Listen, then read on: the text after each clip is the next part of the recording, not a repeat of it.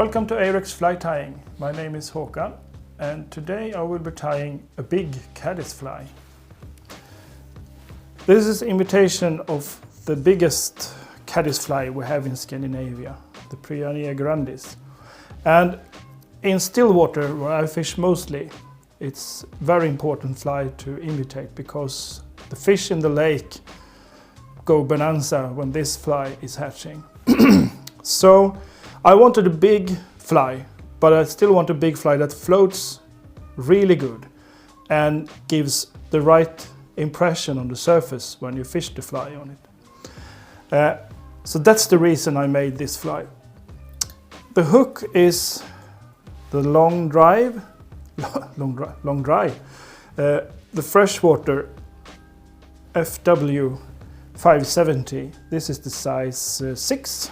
You can also make it size 4 because this is really big caddis.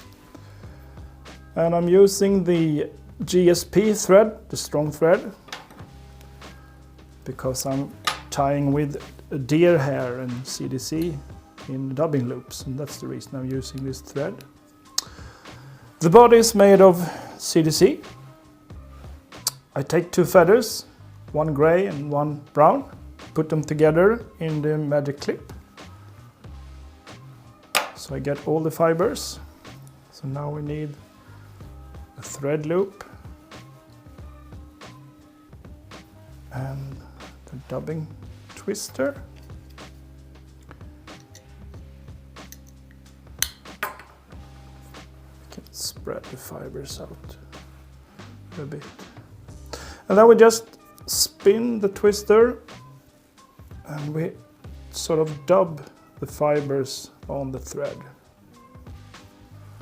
Now we just cover the shank with the CDC fibers to make quite thick and bulky body on this fly. And then we tie it in. To help the fly float even better, I will add a CDC feather as an underwing. So I tie in 1 feather on top of the hook shank, like this.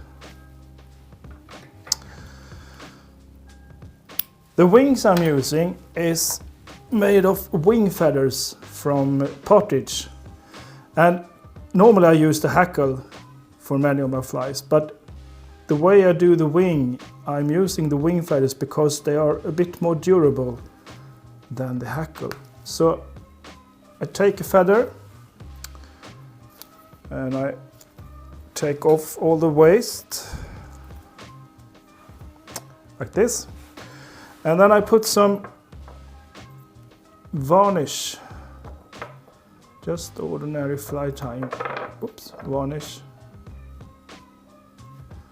And as the varnish is drying, I pull the fibers together, and when the varnish has dried, it will give the feather a nice wing shape. And I couldn't do this with a hackle because I would probably just put it off. So the wing feathers are better for this type of use. So I need 2 of those, 1 from each side. And then we tie them in, 1 at a time. And on the other side. So it's better to prepare a few wing pairs before you tie the flies, because they need to be fully dried before you tie them in, of course.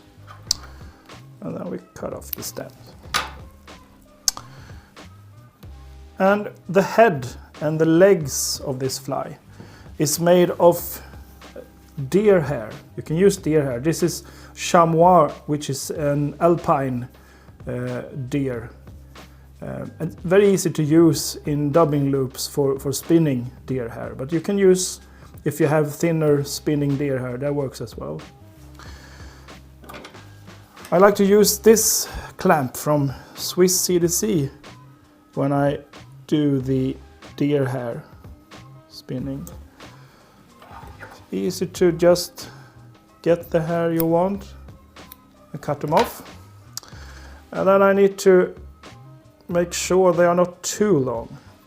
You see, there are some hairs that are really long, but I pull them out before I just twist the thread. But I make sure these lighter tips are not too long. And then I just make them even, like this. And another thread loop.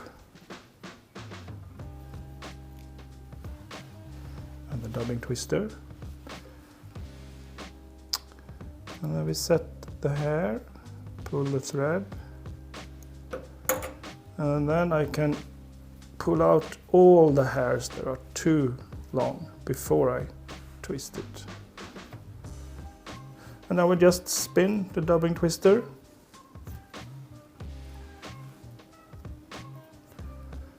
Make sure it's secured in the thread, and then we wind it. This will make both abdomen of the fly, thorax, and a big head and the legs. And this hair will also help the fly to float better, and it gives a really nice, when you pull the fly, it really imitates the way the insect is moving on the surface. So it's a great way to imitate it. And I will just make a thread head, and finally whip finish. And there we have the Grandis. Even if you don't have these really big caddis flies in your home water, you can still use the technique to tie smaller flies using the same type of material. But for the wings, you might use instead wing feathers from smaller birds, or even body feathers. If you're tying really small caddis, you need to use body feathers. Otherwise, you can use the same technique for flies down to size 16, 18. Well, good luck!